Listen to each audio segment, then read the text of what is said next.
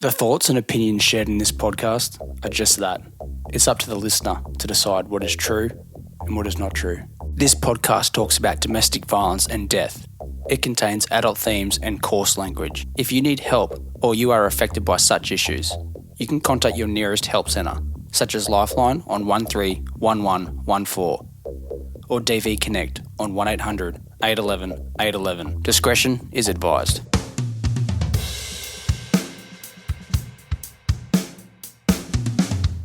I had this episode planned out, but being a real-time podcast, things can change. Recently, someone reached out to me. They were with Jason for over a decade. She messaged me on Facebook, telling me she would like to help. She was sick and tired of being afraid and wanted to speak out about her experience. After listening, I think you'll agree. Her story is one that needs to be told.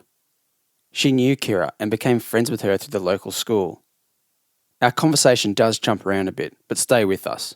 We get there eventually. It's all relevant and important.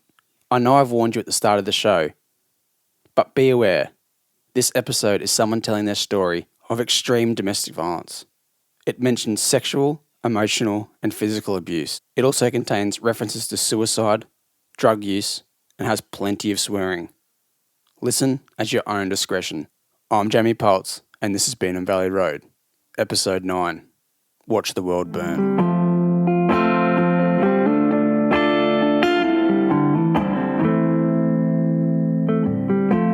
I've got myself a piece of heaven.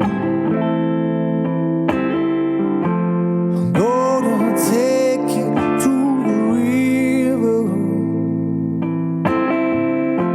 I'm gonna be. It's Saturday the 21st of September 2019. I'm meeting Katie in a park at the Glasshouse Mountains, which is the very southern end of the Sunshine Coast.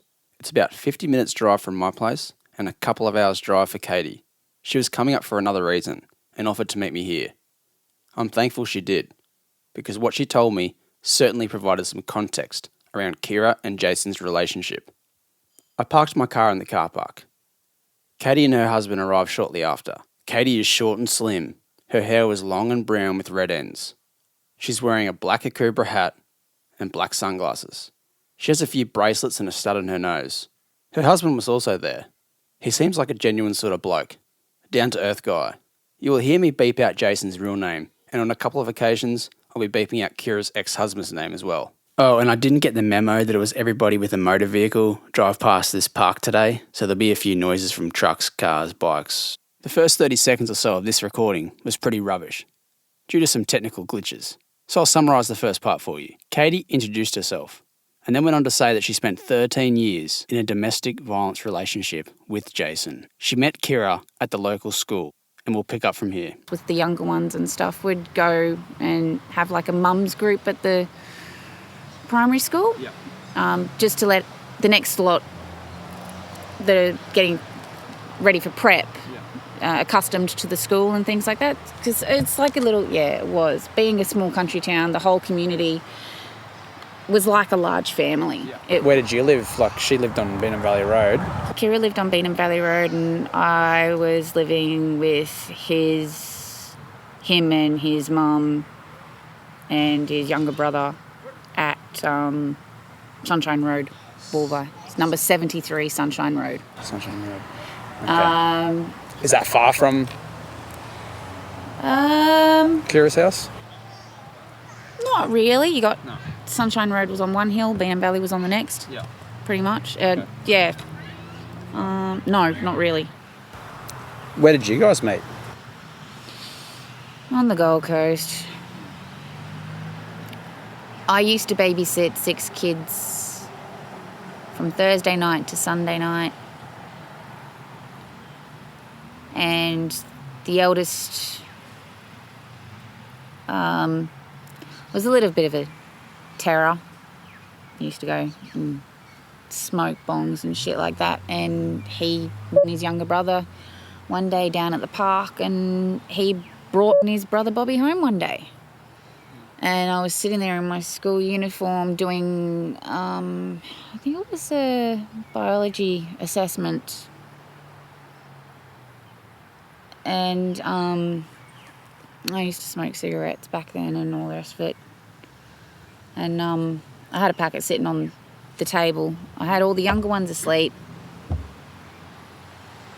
And I was sitting there doing my assessment, and they've gone into the garage to go smoke bongs and shit like that.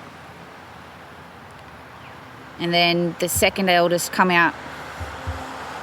The second eldest of one of the kids I was babysitting. She was in the lounge room watching TV, so must have given her a note. She's given me the note, and on it had write something back. So in big bold letters I just said, what? So she's taken that back to him, and then he must have built up the courage to come out and ask for a cigarette. And I'm like, I've only got 1.5, and you're not having my fucking full one because that's for me. You want smokes? Here's some money. Go for a fucking ride. And yeah, then he asked for my number. I'm like, oh, I don't really want to give you my number, and all the rest of it. He goes, oh, guilt trip. He goes, oh, you don't want to give me your number because I've got acne on my face and all the rest of it. And it's like that. It's like, no, it's not like that at all. It's just I've just come out of a serious relationship, and quite frankly, I don't want to get in another relationship. I was in grade 12. I want to focus on finishing grade 12. I'm studying to be a teacher and all the rest of it. And it's like, I'm not looking for a serious relationship. I don't want a serious relationship at this point in time. I need to focus on myself. How old was he? 18? Did he finish school? Fuck no. He didn't even finish fucking grade 9. He got kicked out. It just, yeah.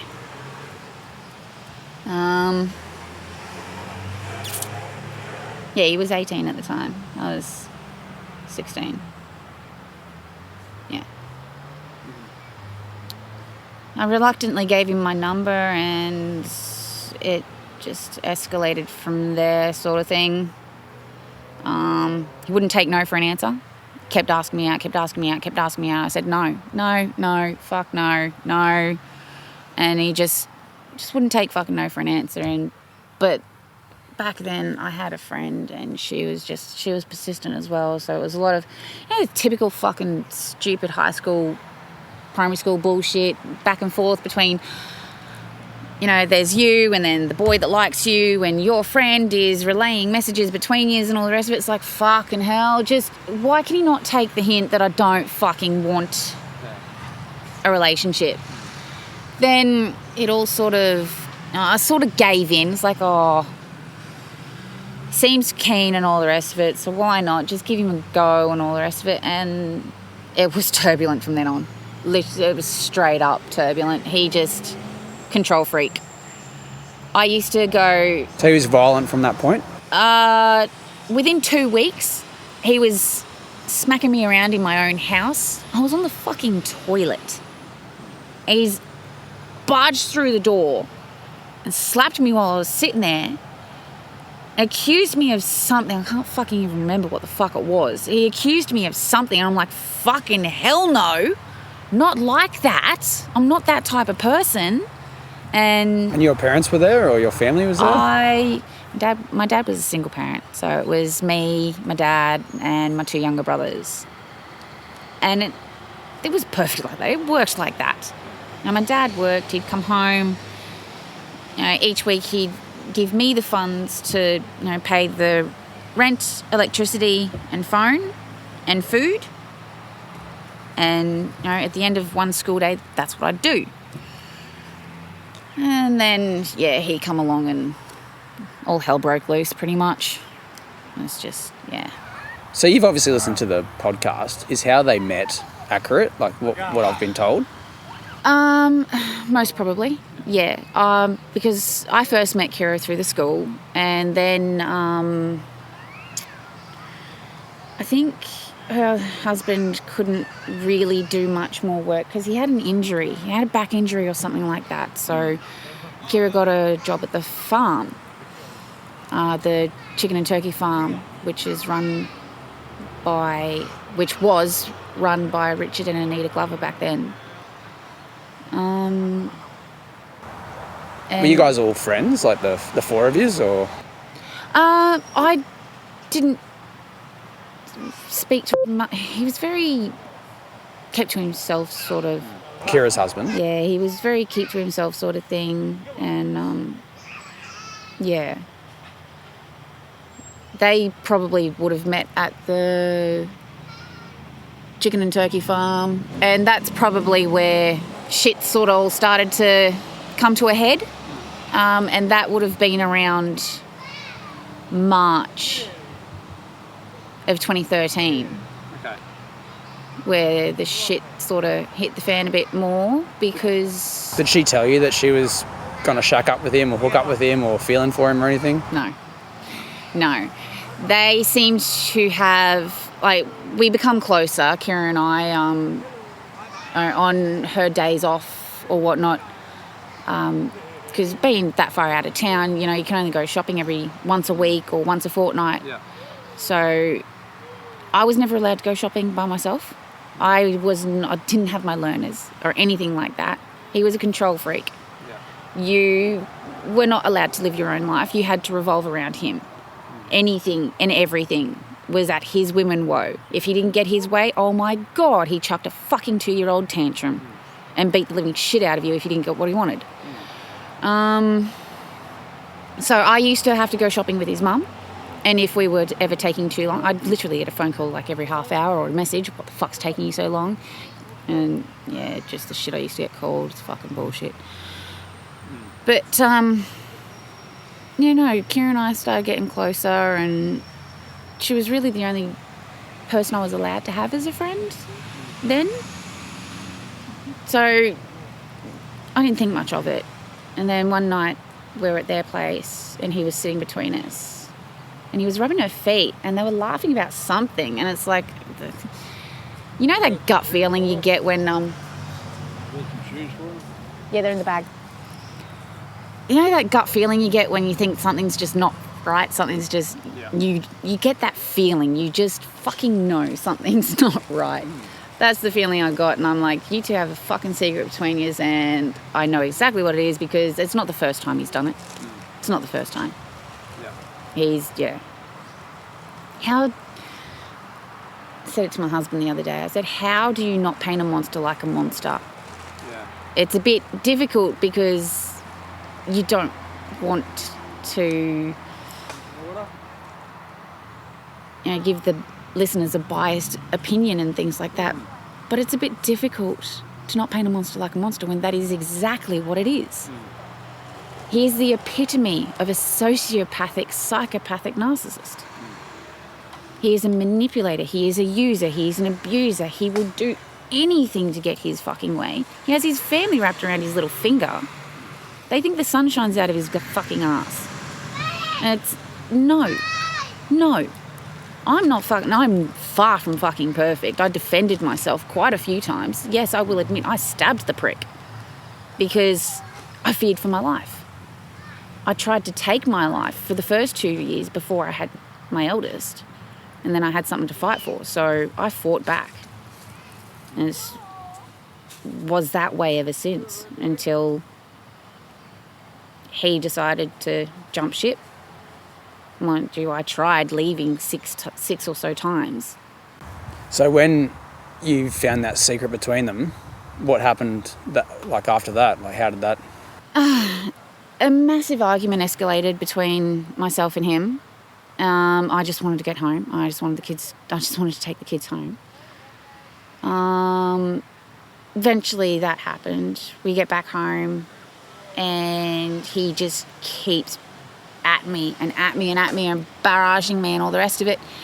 He freaking punched me in the head because he couldn't find a lighter and all the rest of it, and freaking screaming and yelling at me to find him a lighter. And so I fucking found him a lighter eventually. Fucking threw it at him. Told him, there you go, you fucking dog cunt, and all the rest of it. So, as I said, I'm no fucking saint. And I needed to go to the bathroom really bad. So I went into the bathroom and was going to the toilet and stuff like that. And he's still at me. And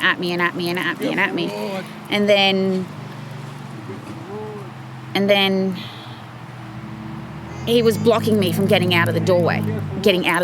I hate being stuck in a confined place. I hate being trapped. I hate being just stuck. I get very claustrophobic. I start shaking and I start hyperventilating and all the rest of it. He wouldn't get out of my way. So I grabbed the first thing that was there, and it was a porcelain or a ceramic fucking toothbrush holder or something or other. Pegged it at him, but I didn't peg it at him, at the wall. So he'd just fucking scare him and move, which it hit the shed wall. He fucking lunged at me, had me on the ground, smacking my head into the concrete. He was choking me out. I was on the verge of fucking losing consciousness, and I couldn't release his grip or anything like that. I couldn't get my legs up underneath him to push him off me. And I was just grabbing for the closest thing around. It was a piece of fucking ceramic toothbrush holder, and I stabbed him in the side of the neck. Did he get off you then? Yeah, he got off me then and goes running out and fucking screaming up to his mum, "The fucking bitch stabbed me again! The fucking bitch stabbed me again!" Rah, rah, rah, going off his fucking nut at me and all the rest of it. And it's just like, yeah. Did the police come or the ambulance for that one? Or? Yeah, I called the police for that one. I called them and said, look, I've just stabbed him in the throat and all the rest of it. And I was in a bit of a state because we were having drinks at Kira's that night. I think that was June. It would have been around June, July of 2013. I'm not 100% sure. Yeah, probably would have been around then. Okay. Because... yeah, you've bought like a couple of diaries there where you've kept a bit of a timeline. And... if I just look through this one instead, because this one will let us know when we got... so that's a 9-page summary of... 12 to 13. 12 to 13 page summary of a very brief version of what you went through. Very freaking brief. On the 1st of August, he comes screaming in the shed that I tried to make as homely as possible. Screaming and going off his nut. It's over. I've had enough of all the arguing, the screaming, the fighting, rah, rah, rah, all the rest of the fucking bullshit. And that was the 1st of August 2013. And I was just like, fine, I don't really give a shit. I think I got paid on the 7th of August. I went and got him some clothes because he was back and forth between Kira's and the shed. I got him some clothes because he needed new clothes. His clothes were fucking getting shabby and scrubby. And he's fucking going off his nut at me and throwing them back at me and all the rest of it. It's like, fucking hell, I can't do anything right by this dumb cunt. But yeah. Yeah, it would have been about June, July, because he had the white V-dub Polo. Okay. That was his car then? I was supposed to replace the car he swapped out from underneath me for a piece of shit fucking motorbike that was in pieces that looked like it had been dragged out of the bottom of a waterhole. You give him those clothes, he has a hissy fit about that, and then you said you escaped. Go into that, like, as much as you want to share. How did that... okay. Did he make the call, or was it like a... yeah. Well, mind you, I wanted out. I was done ages ago. Yeah. I was only there for the sake of the kids, because constantly, every time I got out, all I'd cop was nothing but verbal abuse from his mum and older sister, saying he deserves to see his kids, he deserves to be around his kids, the kids deserve to have their father in their life, and all this bullshit. And it's like, okay, yeah, I get what you're trying to say, but he's not changing. He's an alcoholic, drug-addicted scumbag that doesn't want to fucking change. His everything, every time there's money, it goes to him. The kids, the entire time I was with him, there were days the kids would go without food. They would literally live off of a loaf of bread for 3 days. I'd have to make shortbread cookies out of fucking sugar, milk and plain flour, if I could. It's just... it was because he would spend the money on drugs? Yeah. And would the kids say they were hungry and you just had to... because we were living with his mum, she would, make sure she could make enough dinner here and there a couple of times and stuff like that. And, it's just, yeah. That would have been horrible for you. Like, your kids, you had to watch them. It was beyond a fucking joke, really. Because I kept... No matter what, I was trying to make sure he was fucking happy all the time, but I was also trying to make a future for my children and make sure they were always fed, make sure they were always able to go to school, all school excursions, all photos, everything like that. And no. It was never possible. It's like, as I said, I'm no fucking saint. I self-medicated smoking as well. So a lot of the time, a lot of the arguments would start because he'd either have no pot or no alcohol, or he would, no matter what, he was fucking aggressive. Yeah. If he had pot, he was aggressive. If he didn't have pot, he was aggressive. If he had both pot and alcohol, he was aggressive. If he didn't have both pot and alcohol, he was aggressive. Just, you know, you get those people that just want to watch the world burn. He's one of them. Yeah. And the thing is, he's a mastermind manipulator. He likes mind games. He will fuck with your head, something savage. You will sit there and question your sanity. You will sit there and question, did I really do that? Did that really happen? I used to get accused of fucking sneaking out at fucking nighttime, and I'm like, but I go to bed when you go to bed. I don't get up to even go to the fucking toilet because I'll get my head smacked in the next morning. So how the fuck can I be sneaking out at night? What the fuck? Am I doing something in my sleep or... So you would start doubting your own version of what happened? Oh, yeah. Many times. I thought I was fucking crazy. Back then, quite a few people probably did think I was crazy. I heard a rumour going around the fucking town that... Oh, and this was when I was living in Gympie. Heard a rumour going around the town I was the psycho bitch of King Street. Nothing unusual. I was going off my head nearly every fucking day. I moved there. I got a private rental for me and my children. He took it upon himself to move in. I didn't want him to move in. He was supposed to stay out at Wolvi with his mum and help her, because that's the lie I got spun. So you tried to get out of that relationship, but he... Oh, I tried to get out many times. I tried to get out when my eldest was 1. I tried to get out when I was... When he was 1. Tried to get out again probably about 6 to 9 months later. Found out I was pregnant with my second son. It's like, oh, fuck. Got spun the typical lies. Oh, I'll change. I'll stop drinking. I'll stop doing this. I'll stop it all. I'll get a job. Yeah, bullshit. Tried to get out again when it was just me and my 2 boys. Twice I tried to get out at that point. Got out again in between that time as well. And when my daughter was 1, we got out again. I escaped again in 2011 and 2012.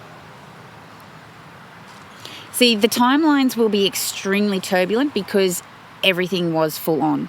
Yeah. It was just full on. And you've got a copy here for yourself and Alison, yeah. Oh, she wants a copy. But the unfortunate thing is this is more of a brief, literally just a skim of the iceberg of what I went through. And then when he met Kiera, and see there it was a relationship. So their relationship was actually, looking back on it now, was quite turbulent. It started turbulent just like mine did with him. He found something that he wanted, and he wanted to control her. That's how he works. He will find someone he wants. He will manipulate you into thinking he's the victim. And he'll manipulate you into you thinking that you can help him, you want to help him. But how do you help someone that doesn't want to help themselves? Yeah, you can't. Exactly. And he doesn't, that's how he's so good at manipulating. He doesn't want you to help him. He wants to drag you down. He wants to beat you down. He wants to make you feel worthless and make you want to try and depend on him, but you don't want to. You want to be an individual still. And he'll try and break that within you. And yeah, it's... Was it ever good between you guys? Oh, there probably were, but to be honest, the bullshit just extremely outweighs whatever was good. I honestly, there's probably snippets of good times, but it was all an act for him. He's a fucking master actor. It's just, the good times weren't actually good times. It was just him weaseling his way back in to manipulate and control and basically have a meal ticket. That's all the kids and I were to him, because a weekly income thanks to Centrelink pretty much. And he doesn't have to worry about anything. He could never hold a job for any longer than 6 months. He was lucky to hold a job for even that long. He never wanted to work. He just wanted to be looked after. So when I did escape, I did get into a dark, very, very dark headspace. I contemplated suicide many times and all the rest of it. Became very reclusive. I was actually afraid to leave the house. I still have moments like that. Did you move straight away, or did you stay in the Gympie area? So from August to the September school holidays, I was still stuck at Wolvi at his mum's place while he was over at Kira's. He would come back and forth. And he would come back and forth. He'd come back every day after the kids have jumped on the school bus, and he would just scream, yell, berate me with bullshit and all the rest of it. And it's just like, yeah. So he goes over there at night time, having a relationship with Kira, and then coming back to you and abusing you at his mother's house. Yeah. Pretty awkward situation for you. He wanted his whole cake and to eat it too. He wanted to go and have a relationship and live with Kira, but he still wanted me and the kids to live there with his mum. I had no transport, no way of getting out or finding a job or anything like that, or, moving forward for myself and my children. His mum didn't help you out? She did. I think she felt obligated to, sort of, because I tried to help financially wherever I could for her, because she couldn't really do much work or anything either. I think it's more the fact she doesn't want to acknowledge he is that. You can't say it any other way but fucking plain out blatant fucking evil. That's what he is. He's just fucking evil. If the devil had spawn, he'd be one of them. Plain and simple. And I'm not putting a biased opinion, I'm not trying to put a biased opinion in anyone's fucking eyes or anything like that, but he is the epitome of a Dr. Jekyll and Mr. Hyde. If he was here to talk to you, you'd think he's straight up top bloke. Getting behind closed doors, completely different fucking person. Completely different fucking person. He is a mastermind manipulator. And you mentioned to me earlier in a couple of text messages that you tried to warn Kira. Yeah, I did. How did that play out? Obviously, their relationship sparked. And then did you have conversations with her, or how did that... She would call me. When I escaped, I gave him strict conditions because I was going to try and do everything the right way through mediation and all the rest of it, because, it was drummed into my head by his family He deserves to see his kids, even though he doesn't believe they're his kids. The kids deserve to have their father in their life. Yeah, no, they deserve to have a father figure that is going to show them how to be a proper person, not a drug-fucked alcoholic.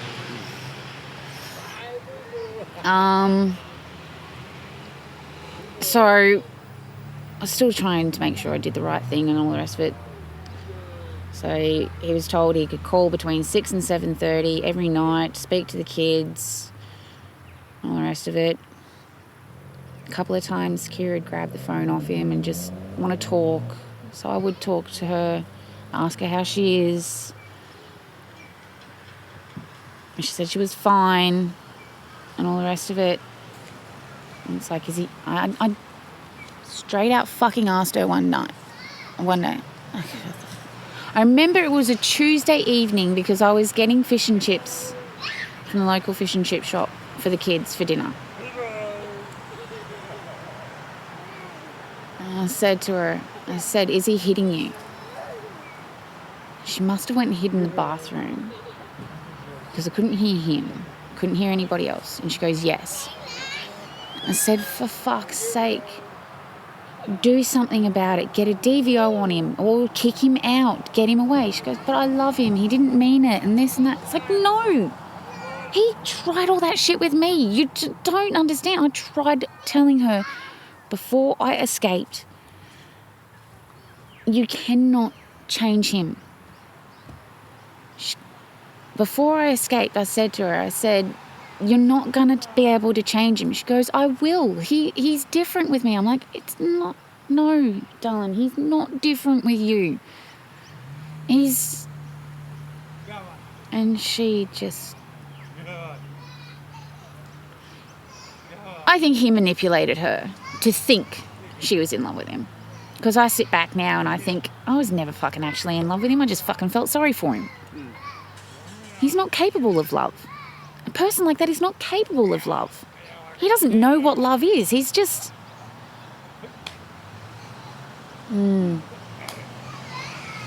It's difficult not to say so many hateful things about him. But that's all there is. It's difficult.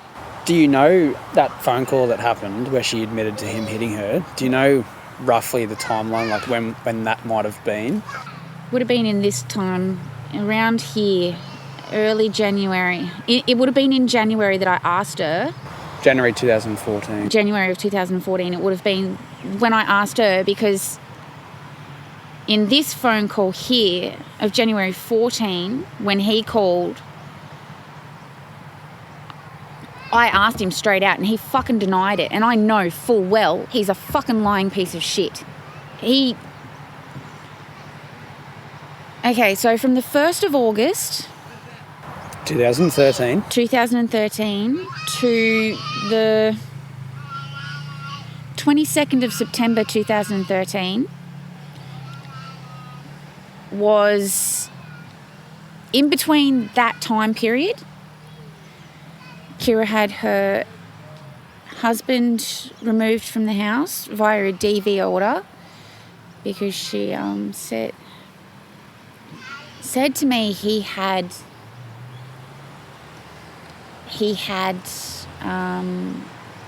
hurt her physically. And she's like, how do I get a DV order on him for hurting me so he doesn't do it again? So I helped her with that, and I didn't realise until this all exploded to going and staying with her. It must have been he must have manipulated Kiera to some extent. I think my theory is her husband clued on something was going on between the two of them. He's confronted her about it. She wouldn't say... I'd say she wasn't saying anything. Her husband may have, grabbed her or something or other, and then this would have created the catalyst for her to get the DV order, remove the husband, him to move in. So I didn't realise until, it was at that point where he come to me and said, Kira's scared of being home alone, so I'm going to go and stay there the night. And then that was like, oh, shit. Were you together at this point, or was this after him? Oh, fuck, I honestly don't fucking know. Yeah, right. He was just all over the show. Every week he was telling me to fuck off, get out. And it's like, well, you won't let me get my learners. You swapped my fucking car out from underneath me. Every time I have tried to fucking escape, you weasel your way back in. How the fuck am I supposed to get the fuck out of here? Any cent I get goes to you and your mum. That's just, what the fuck? So, and I was just, yeah. And then it all sort of, came to a catalyst at that point. And then, because he was every night at Kiera's, every day coming back and rah-rah. On my paydays, his mum and I would go into town. She'd pay the bills she needed. I'd get food for the kids. Oh my God, the feeling to buy a fucking $250 shop, come home, pack it all the way in the cupboards and the pantry and the fridge and the freezer. And then that afternoon, the kids come home, they've opened up the cupboards and they're just like, whoa. Mum, what can we eat? And I'm like, go for gold. Eat whatever the fuck you want. And they're just like, oh, cool. It was the best. Best thing was him fucking walking out. But It's amazing, like, hearing that, for us, we take those little things for granted, just having food in the cupboard for your kids, and you describing that being the best feeling just really hits home. oh yeah, no, it was a big thing because they're only 10, 8 and 5 at the time. So, my oldest lived through the entire thing. And how old are you now? Fuck, I'm 35 now. So he would be 37? 8. 38. He's 81. Okay. Oh fuck, I hate remembering that date. Yeah, so he will be 38. Yeah. Yeah. When was the last time you spoke to Kiera? I can't actually remember properly. The last time I spoke to her, I do remember we told each other we love each other. It's like, and she was a lovely freaking person. I miss her to pieces. She was like my sis from another mess. Yes, it was a turbulent friendship, but she was such a happy, loving person. She was caring to everybody. She loved everybody. I remember her taking antidepressants, but I don't think they were the right fucking ones for her because she felt like she needed them. You shouldn't feel like that with antidepressants or anything like that. But also looking back on it now and hearing the things that happened with Sean, and then the turbulence of her and Paul, I think due to her husband's injury, she was craving attention, I think, and she wasn't getting it. She veered elsewhere, unfortunately.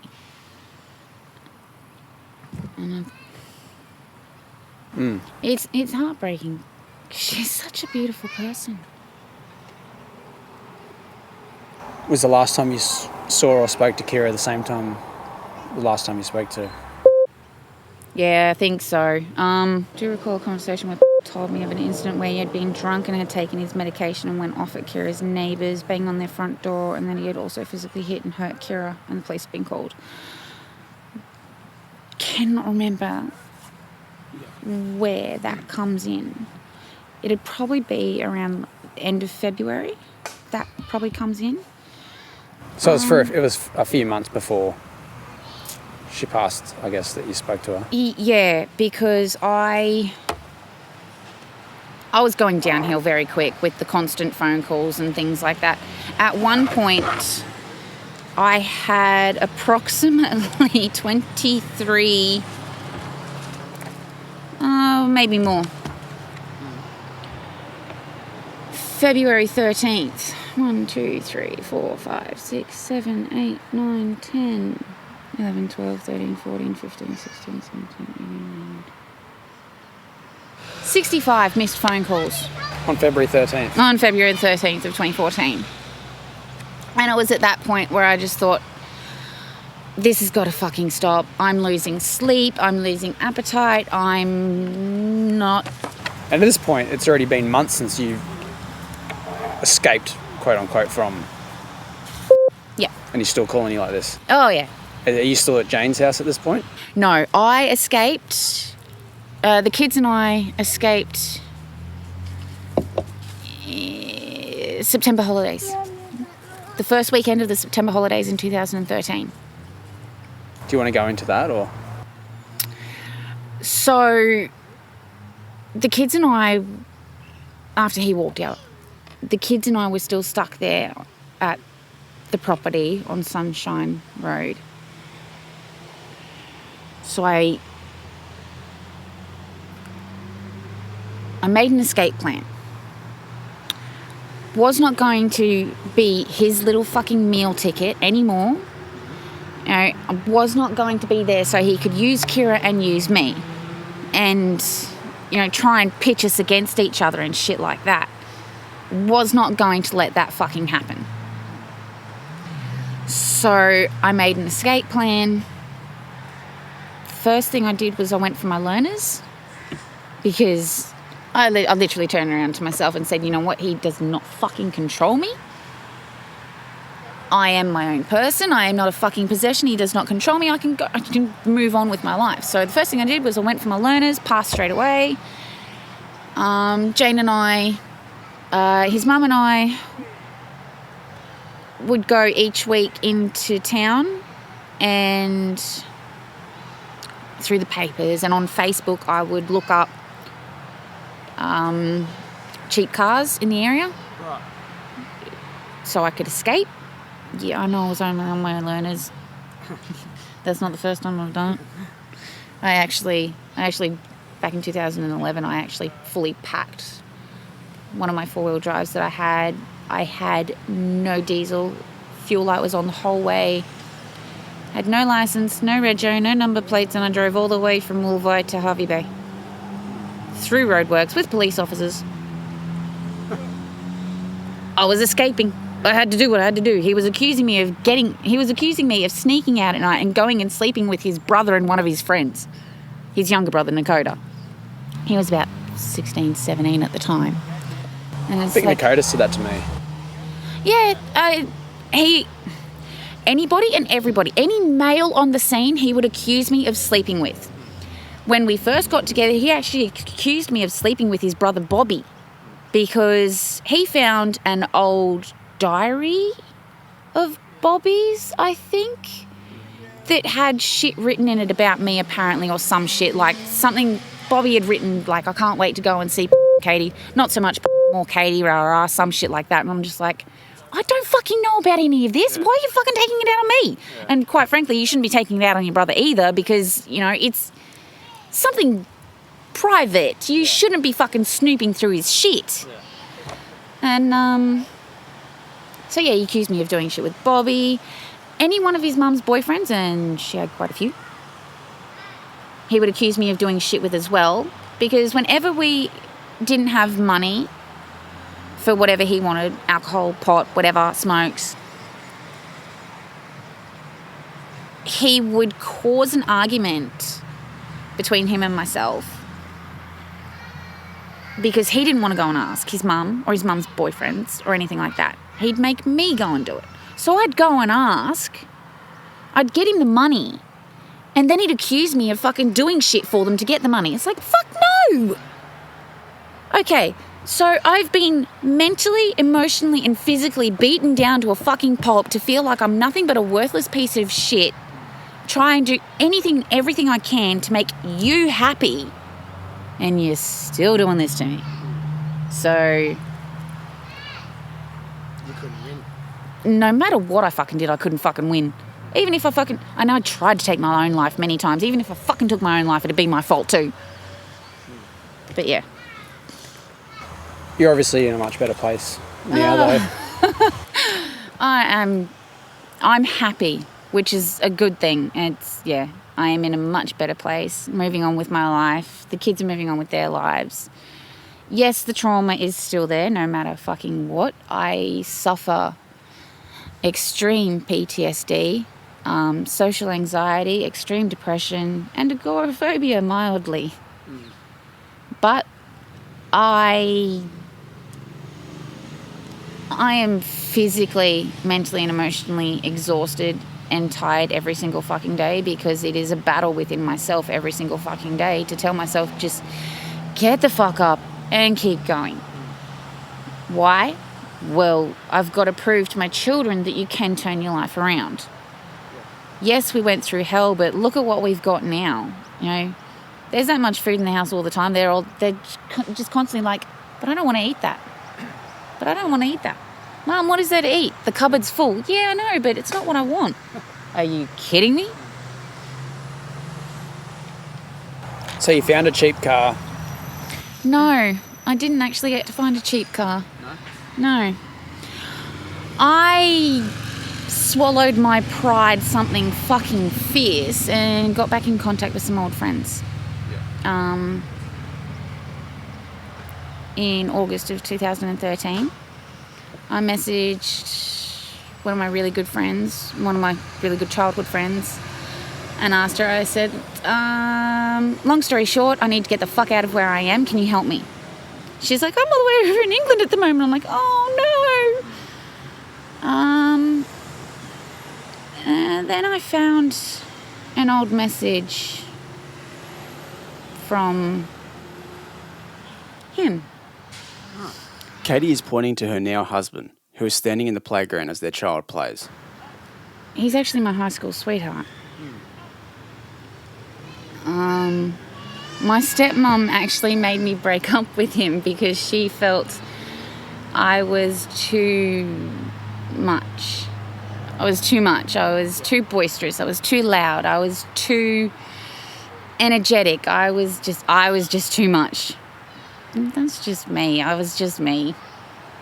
And we lost contact and all the rest of it. And then back in 2011, when I escaped to Harvey Bay, I was like, you know what, fuck you, you don't control my life and all the rest of it. So I joined Facebook and I got in contact with some old friends and all the rest of it.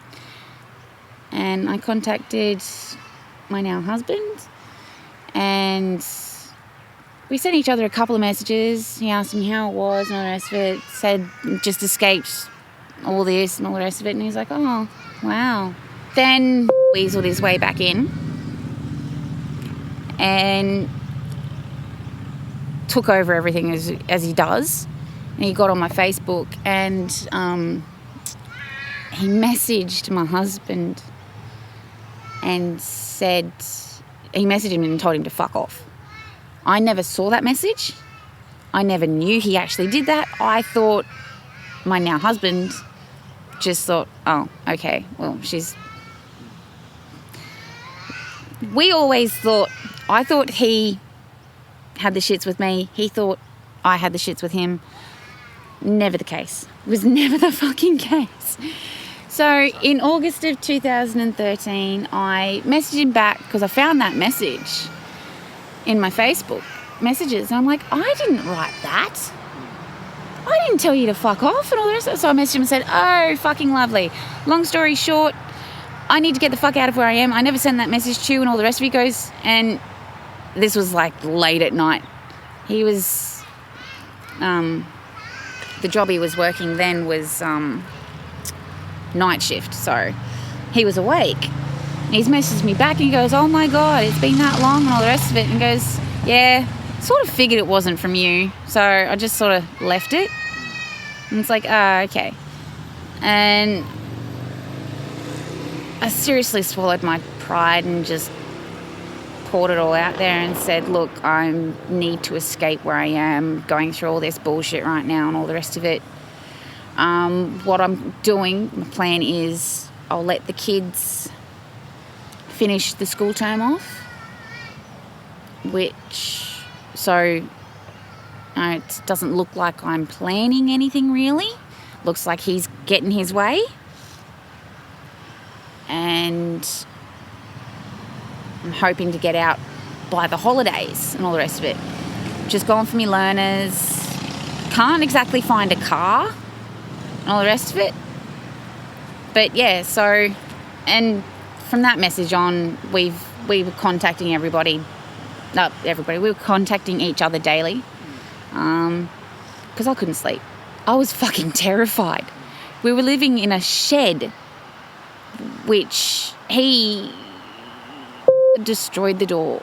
It wouldn't close or lock properly, so I actually had to tie the door shut. Is this still on Sunshine Road? Yeah, Sunrise that's still Road? on Sunshine Road. Sunshine Road. Yep. I was literally living off of a packet of 40 cigarettes a day, and I was going through a 500-gram tin of coffee every 3 days. Because I was too afraid to sleep. I couldn't fucking sleep. I didn't sleep for 5 fucking weeks. People stare at me like, what the fuck were you on? Like, I wasn't on anything. I just couldn't fucking sleep. I was afraid for my life. Every time I closed my eyes, all I saw was fucking darkness. All I saw was he was going to fucking kill me. If I slept, if he had the fucking chance, he would have.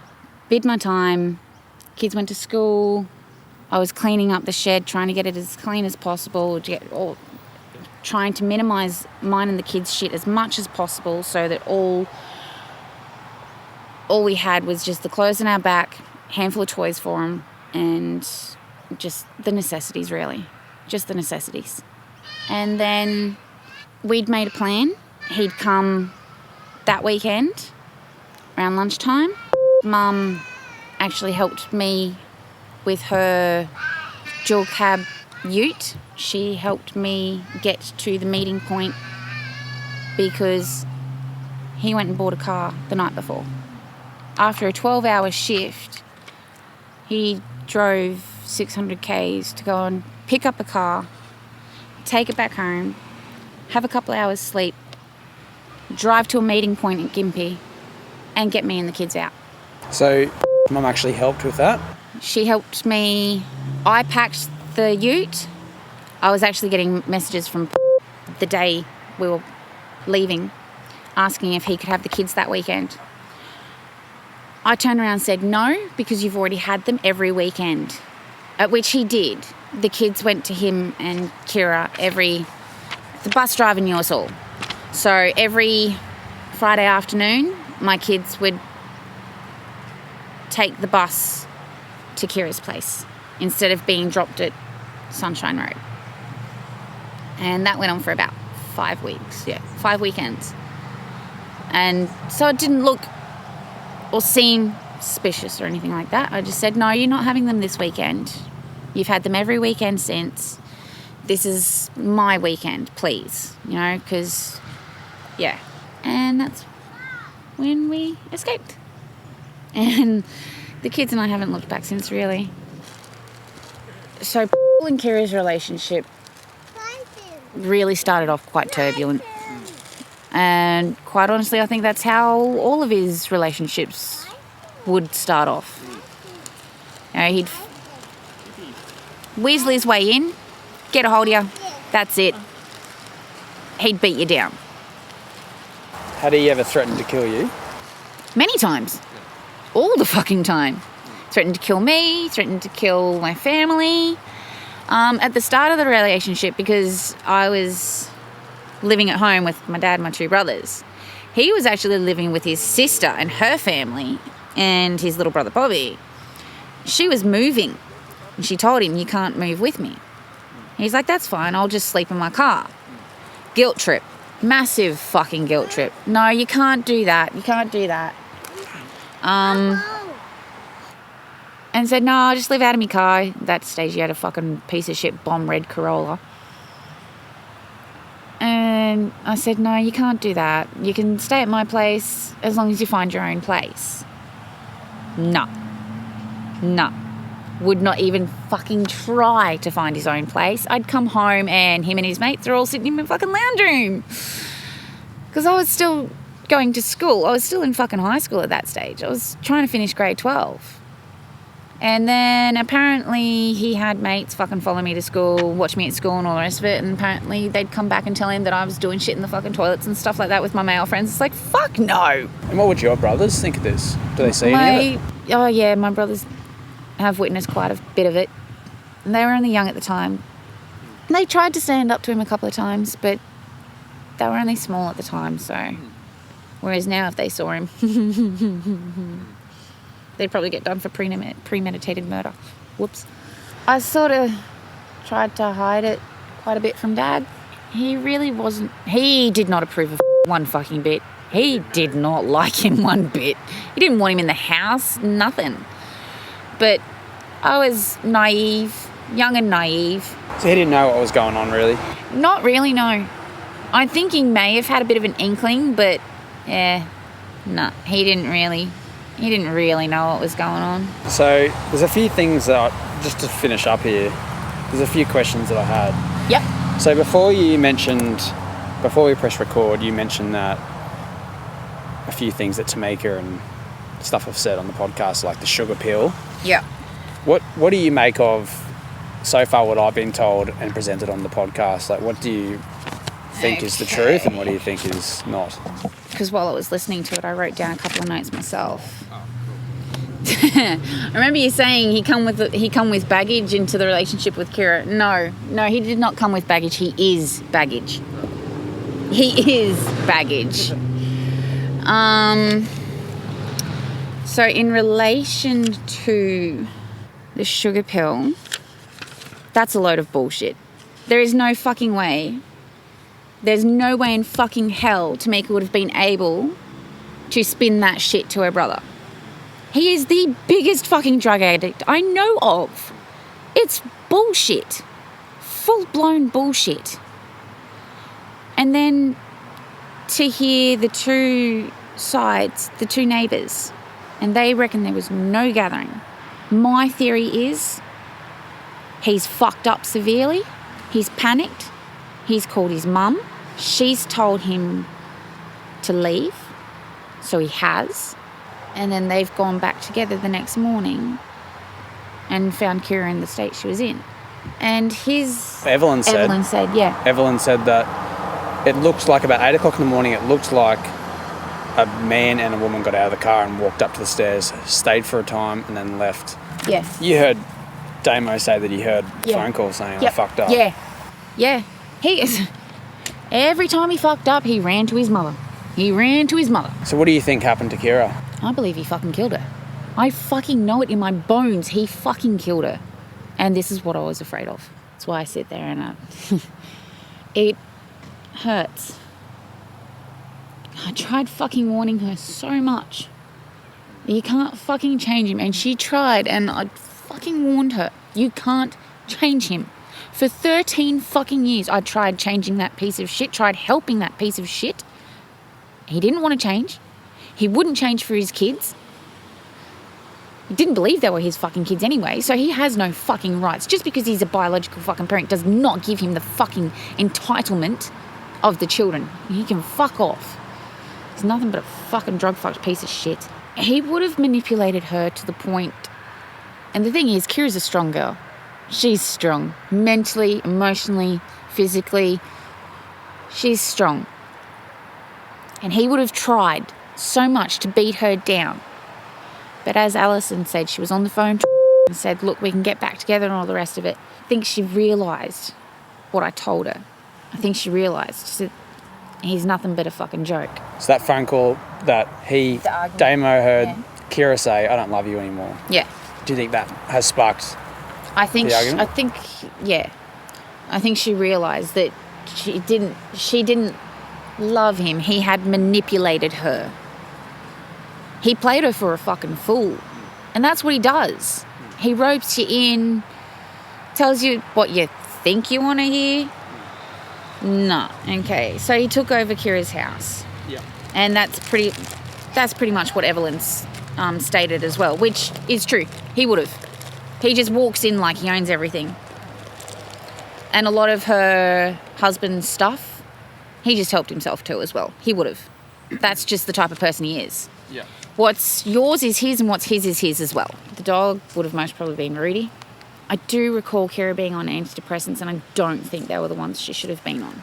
I was going to ask you about that. Do you think she would have made that call saying, "I'm going to take all my tablets and..." To me, that does not seem like something Kirra would do. It does not sound like something Kirra would do.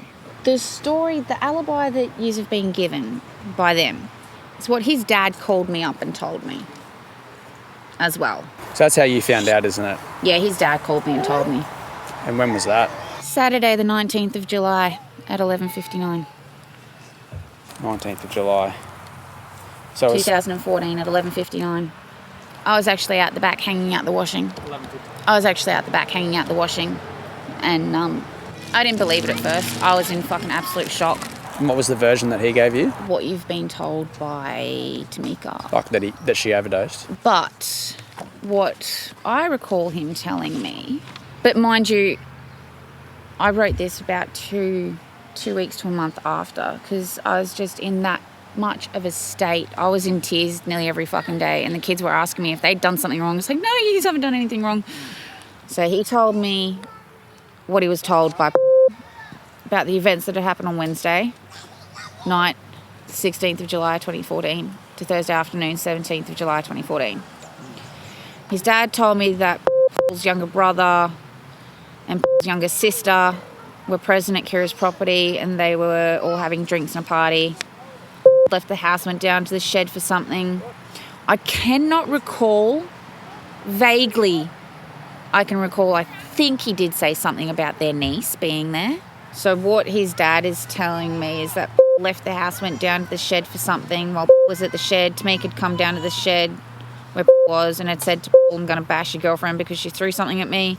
Something along the lines of, you better keep your bitch on a leash or something like that as well. Yeah. Responded to Pink by saying, no, you're not. Then Tamika went back to Kira's house. So obviously down in the sheds where he would have had his fucking bong and chop and shit like that. So, they would have sat there and had a couple of cones and shit first. Then when Tamika had returned to the party, apparently Kira had swung a chain at Tamika. Tamika got angry and bashed Kira, hitting her in the head numerous times, causing a concussion. Broke the fight up apparently. His dad proceeded to say that something else had happened and Kira had kicked them all out of her house, including apparently Bobby, Tamika and apparently congregated to their mother's house. Most probably wouldn't have been their mother's house. I think it was Bobby's house. Yeah. About an hour or so later, Bobby had apparently taken back to Kira's house and Kira were talking. Apparently Kira said she had consumed medication and that could stay. So Paul had said to Bobby that he could go because Paul was staying at Kira's. Then his dad proceeded to tell me that after Bobby had left at Kira's, had told his dad that he and Kira were talking and then arguing and fighting, and that hit Kira, and Kira had apparently thrown things at, which wouldn't surprise me. She'd probably throw things at him to defend herself. He was probably, charging at her or something like that. So she would have grabbed something to throw at him to defend herself. Then things had calmed down, and then Kira had gone to bed, had sex, and then went to sleep. He proceeded to tell me that had told him when woke around 7 a.m, gone, that's on Thursday morning, had gone outside to have a joint, went back to bed where Kira was still sleeping. When woke in the early afternoon, noticed Kira was still not awake. Had apparently pulled back the sheets that covered Kira and had found that Kira was covered in her own urine and feces. Called his younger brother Nakota and had asked, what do I do about an overdose? Which strikes me as strange because he knows exactly what to fucking do in a case of an overdose because he's the biggest drug addict I know. He was a speed freak when I fucking met him. And I gave him the ultimatum. It's either that or me. You keep using, get the fuck out of my house, get the fuck out of my life. So apparently Nakota told Paul to try and get Kiera to gain consciousness, to try and get Kiera to possibly drink some water and to put Kiera in the shower to clean her off and to possibly help Kiera to gain consciousness. Now, I don't think that's something that is something Nakota would say, but in all honesty, I think the first thing Nakota would say is, what the fuck are you calling me for? Which is what he said to me. Because that's Call the ambulance. Exactly. Like, Coda's a good kid. He was a good kid. Tamika was a good kid. They should never have went through what they went through. So this did not work. So apparently called 13 Health, and they had informed Paul to call an ambulance immediately. His dad told me that Paul told him as soon as Paul got off the phone to 13 Health, Paul had called an ambulance. Ambulance had taken Kiera to the Gympie Hospital, but was transferred to the Gold Coast Hospital at the university. His dad told me that Paul had told him that they had turned Kiera's life support off that morning of our conversation, which was Saturday the 19th of July 2014. I later found out via the QPS Facebook page that Kiera had passed Friday afternoon on the 18th of July 2014. So I called the Gympie police station. Switchboard put me through to the CIB division, and I spoke with the officer in charge of the investigation and told him what I have been told. And yeah, he asked, because I only had my learners at that stage, he asked if I could get anywhere to make a statement. I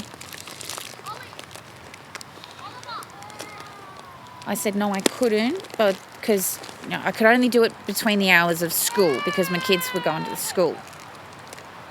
And so he'd organised with a detective at the Coomera police station for about 2 weeks to a month. I was going there nearly every day.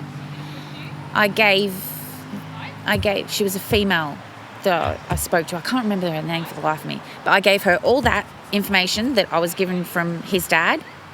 And that's why you now have this little 13-page, literally skim of the iceberg, not even the tip of the iceberg, summarisation, because she asked if I could do a brief summary and all the rest of it. It's like, well, I can, but it doesn't really hit the nail on the head. It can if you know the background, but if this was just to be given to a magistrate, they just think I'm just out for blood or something like that. But no, that's not the case.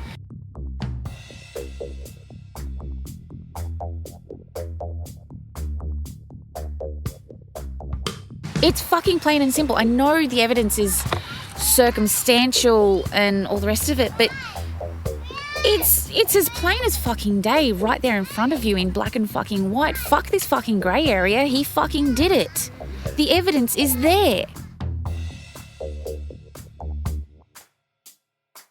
That was my conversation with Katie, and I'd like to thank her for being brave and willing to come on and tell her story. It's very important that she did. It provided a lot of context and also a bit of background story there for both of them, for Kiera and for Jason. Obviously, there's lots to unpack there. A couple of things that stood out to me. The fact that Jason's dad said Kiera had taken Jason's tablets, Jason's medication. So is that a slip of the tongue or just a misunderstanding or something more? Also the fact that Jason's dad said he called 13 Health first before being told to call 000. That could be something too, right? Obviously, I could dissect this story and talk for hours about it, but I don't need to. You don't need to hear my voice anymore. Katie did a great job of explaining herself, and anyway, it's her story. It's important to remember that there may not be exact dates and times and all that, but it's Katie's recollection of what happened.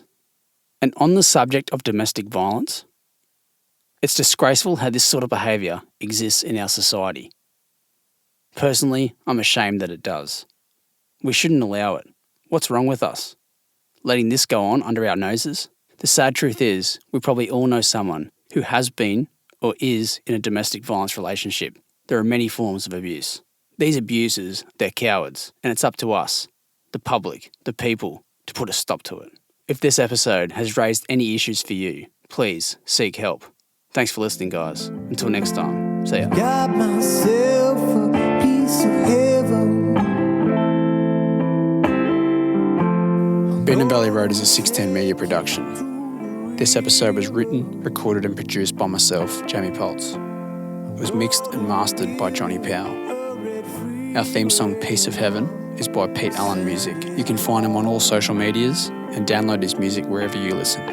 Our cover art photo was taken by Joel Poltz. You can head to our website, www.610mediagroup.com, to look at pictures and read our blogs. Also check us out on social media at Beenham Valley Road for Instagram and Beenham Valley Road for Facebook. And please guys, don't forget, give us a rating and review on iTunes or Spotify, wherever you listen. It really helps us out. So thanks again for listening guys, and stay tuned. 1,000 eyes are staring